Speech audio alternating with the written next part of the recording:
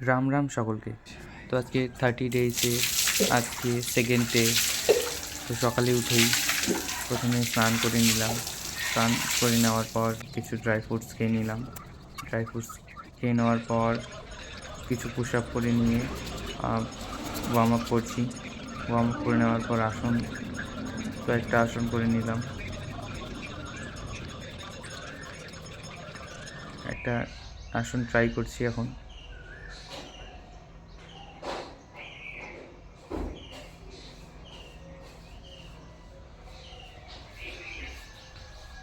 আসনটার নাম আপনাদের জানা থাকলে কমেন্টে জানাবেন।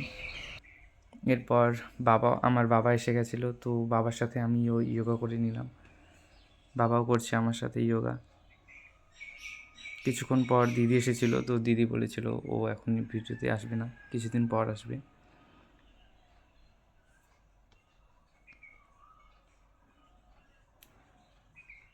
তো আমাদের যোগা শেষ হলো।